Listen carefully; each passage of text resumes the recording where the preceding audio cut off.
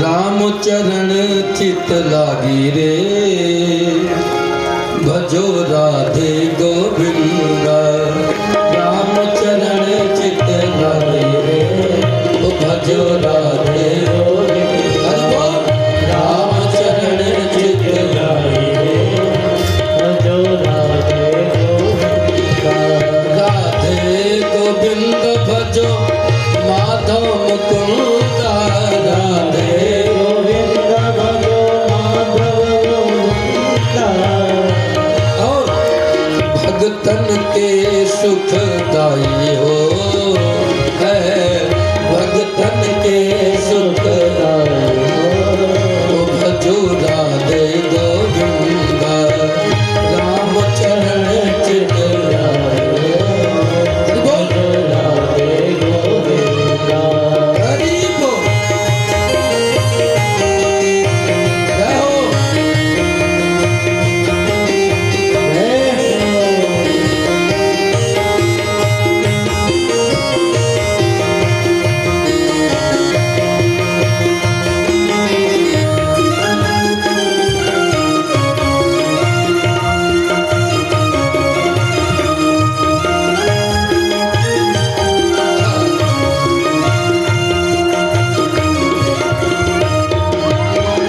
एक अयोध्या धाम में आया, एक मथुरा का भाग्य बढ़ाया। एक मथुरा का भाग्य बढ़ाया, एक मथुरा का भाग्य बढ़ाया। भारत को दिनों हरि बढ़ाई रे, भारत को दिनों हरि बढ़ाई रे, भजो राधे गोविंदा। राम चरण चित लागी रे, भजो राधे गोविंदा।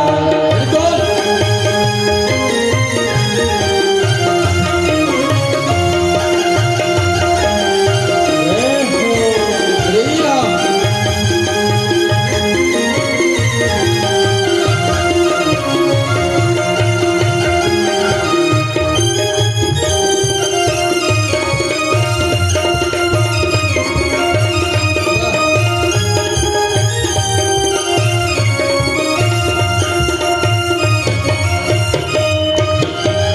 सरयू किनारे एक धनुहा चलाए, यमुना किनारे एक धेनु चराए। यमुना किनारे एक धेनु चराए, यमुना किनारे एक धेनु चराए। दोनों जगत के साई रे, ओ दोनों जगत के साई रे, भजो राधे गोविंदा। राम चरण चित लागी रे, भजो राधे गोविंदा।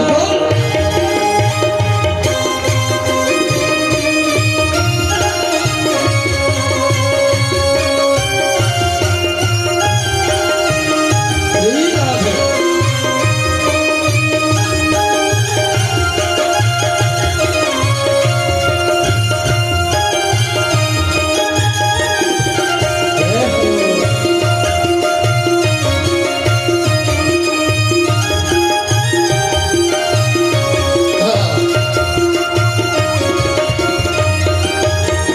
जब जब मारा तब तब तारा, भक्तों को प्रभु तेरा ही सहारा।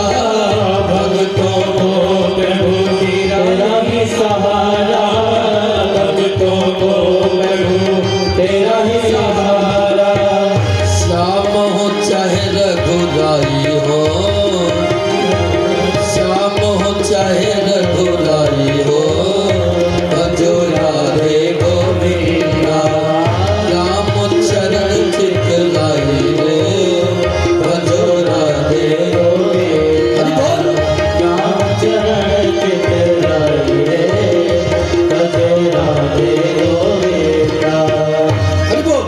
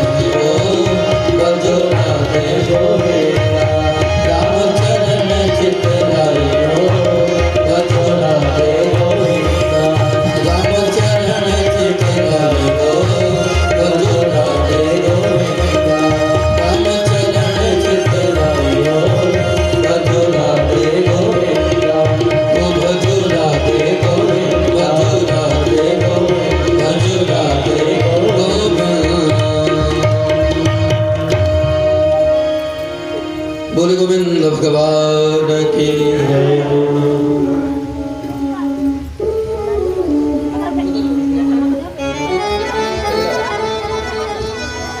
श्री राम।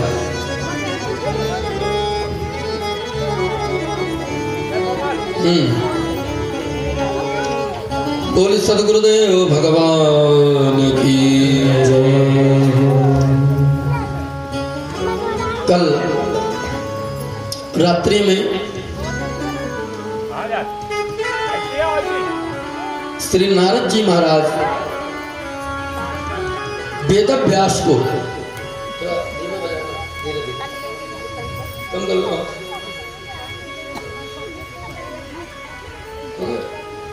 धीरे रखो। वेद व्यास को समझाते हैं। बहुत से उदाहरण रात में मिले। वेद व्यास कहते हैं प्रभु क्या कभी भगवान हम पर भी कृपा करेंगे? क्या कभी प्रभु हम पर भी कृपा करेंगे? और जैसे इतना कहा कि हम पर कृपा करेंगे, भैया नारद जी कहते अरे वेद व्यास जी तुम कहते हो हम पर कृपा करेंगे, अरे हमारी बात लो, मैं कौन था? कहा एक दासी पुत्र और संतों की जूठन का प्रभाव, भगवान की कृपा, और देखो कहां मैं नारद बन गया। संतों की जूठन का प्रभाव, कहते हैं पूर्व जन्म में मैं एक दासी पुत्र था। गांव के बाहर एक मंदिर है, चतुर्मासा बिताने के लिए कुछ संत जन आ गए, महात्मा आ गए। हमारी मैया के अंदर संतों की सेवा के प्रति बड़ा भाव रहता था, और भाव रहता था। तो मेरी मैया संतों की सेवा करती है, बड़ी प्रसन्न रहती है। अच्छा, जब मैया सेवा करती है, हमारी उम्र वही 5 वर्ष की थी, तो मैया सेवा करती थी तो मैं भी साथ में लगा रहता था। और शाम को जब प्रसादी बनती,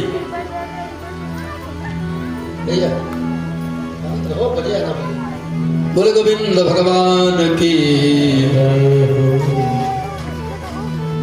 तो जिस समय वो संत प्रसाद ग्रहण करते हैं, और प्रसाद ग्रहण करके जब संत सब उठ जाते हैं तो सबके पत्तलों का वो जो बचा हुआ जो जूठन है, नारद जी कहते हैं सब एक में बिटोर लेता और एक में करके और फिर बड़े आनंद के साथ में मैं वही पान करता था। संतों की जूठन का बड़ा प्रभाव है। और तब के ही युग में नहीं, कलयुग में भी एक संत हुए हैं, नाम सुना होगा, भगवत प्राप्त संत श्री माधव दास जी महाराज। और उनके जिंदगी में बहुत ऐसी घटनाएं हैं, एक बार नहीं, जिन्होंने कई बार भगवान श्री कृष्ण के दर्शन किए, कई बार। एक बार उनकी जिंदगी में एक घटना घटी, किसी ने प्रसाद दिया और प्रसाद समझकर उन्होंने मुंह में रख लिया। और जब मुंह में रख लिया तब उनको ध्यान आया, अरे ठाकुर जी का भोग तो लगाया नहीं। और जब ठाकुर जी का भोग नहीं लगाया तो ये प्रसाद अंदर भी कैसे जाए? अब क्या करूं? अगर मैं बाहर करता हूं तो प्रसाद का अपमान है, और अगर अंदर ले जाता हूं तो ठाकुर जी का भोग नहीं लगा। और वहीं पर रोने लगे, हे प्रभु अब मैं करूं तो करूं क्या, क्या करूं? बैठे बैठे बैठे बैठे पूरा दिन बीत गया और वो प्रसाद मुंह का मुंह में ही रह गया, न अंदर गया न बाहर किया, वो मुंह का मुंह में ही रखा है। कहते हैं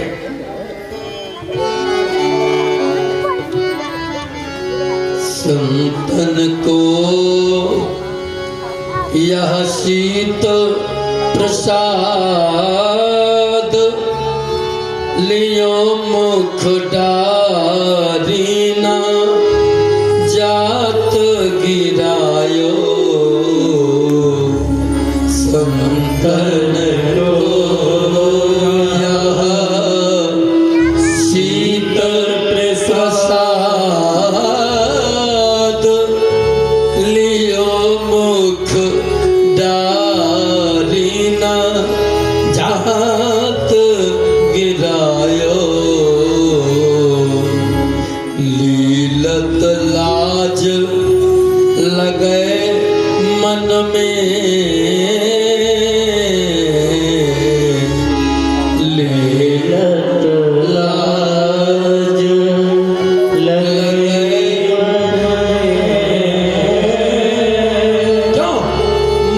मोहन को नहीं भोग लगायो,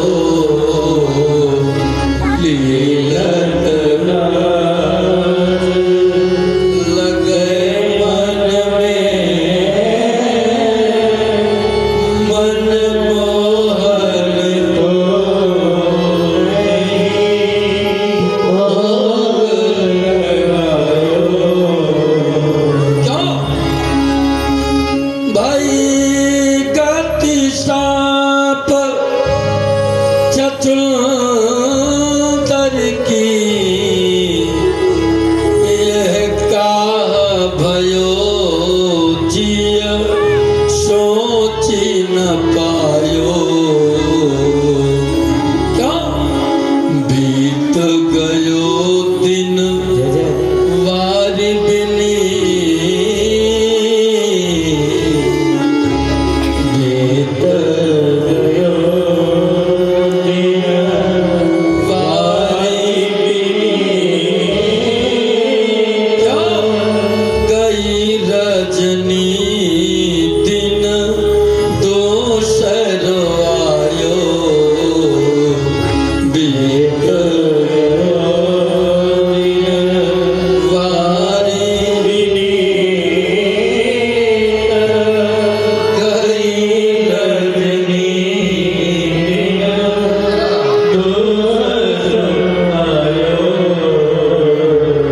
बीत गया। आज दूसरा दिन हो गया, पूरी रात बीत गई, दूसरा दिन हुआ और दूसरे दिन विश्राम होने वाली है। महात्मा जी बैठे रो रहे हैं, आंखों से आंसू बह रहे हैं। जब दूसरा दिन भी होने वाला है और महात्मा जी जब ज्यादा व्याकुल भये तो संत श्री माधव दास जी के सामने मेरे गोविंद साक्षात प्रकट हो गए। बोले गोविंद भगवान के साक्षात प्रकट हो गए और प्रकट हो करके कहने लगे, हे महात्मा जी आप अपना मुंह खोलो और तुम्हारे मुंह से थोड़ा सा प्रसाद ले लूं, अपने मुंह में रख लूं, भोग लग जाएगा, फिर आराम से खाओ। महात्मा जी रो रो कर कहते हैं, प्रभु क्या अपना जूठा तो मैं खिलाऊंगा, अपने मुंह से निकाल कर और आपको खिलाऊं, क्या हमें पाप नहीं लगेगा?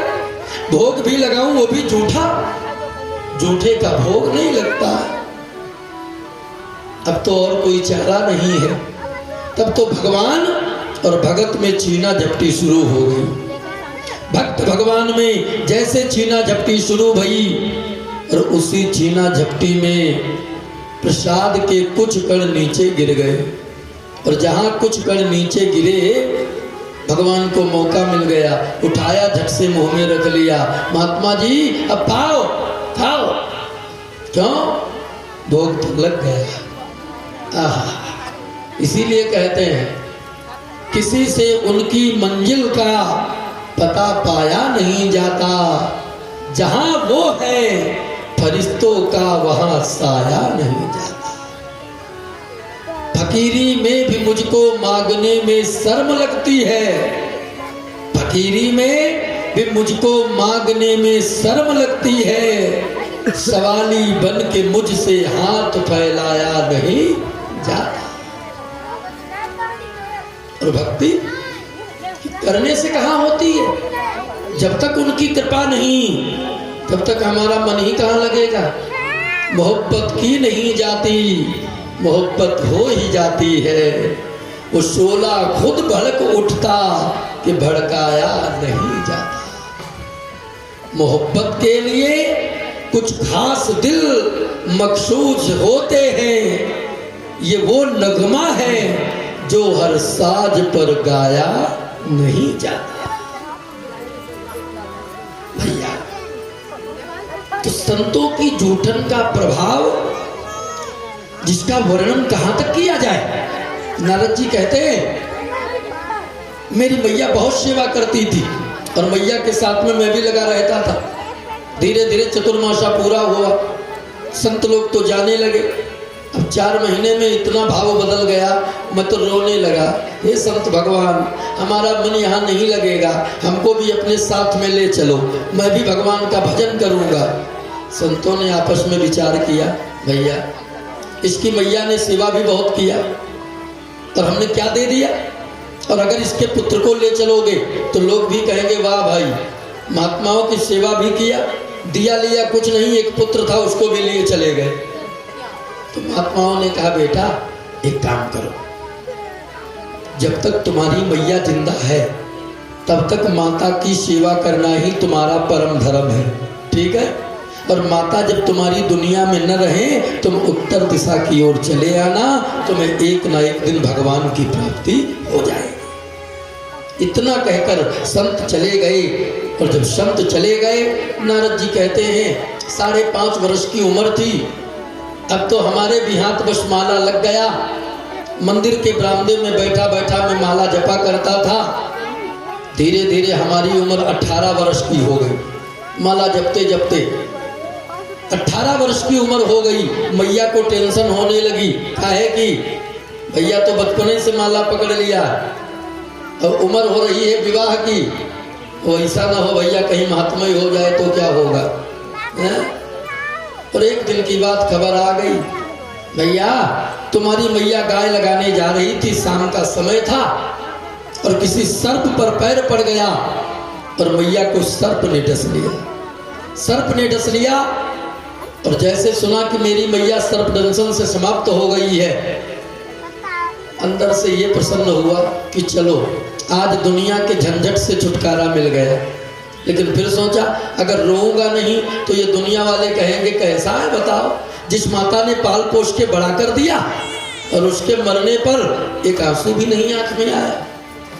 नारद जी कहते हैं झूठे आंसू भी गिराने पड़े, और झूठे आंसू गिरे। मैया का अंतिम संस्कार किया और महात्माओं के बताए मार्ग पर मैं निकल पड़ा। महात्माओं के बताए मार्ग पर जब मैं निकला, चलते चलते चलते चलते शरीर इतना कमजोर हो गया, भैया शरीर इतना कमजोर हो गया, डंडे का सहारा लेना पड़ रहा है। चला था, उस समय उम्र थी 18 वर्ष की, और मैं चलता ही गया। धीरे धीरे बुढ़ापा आ रहा है, शरीर भी कमजोर हो गया। लेकिन जिनके मिलने के लिए महात्माओं ने कहा था, उनका मिलन तो आज भी नहीं हुआ था। पूरा जीवन गुजर गया चलते चलते, लेकिन मिलन नहीं हुआ। एक दिन की बात, जब शरीर ज्यादा कमजोर हो गया, तब एक सरोवर के किनारे बैठा था और ऐसा लगा कि मेरे प्राण निकल जाएंगे। मैं तो गोविंद की याद कर रहा था, हे प्रभु अब देर न करो, प्रभु अब देर न करो।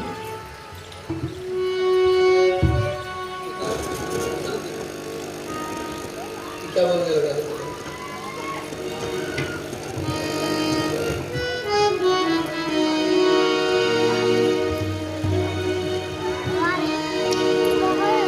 गोविंद चले आवो,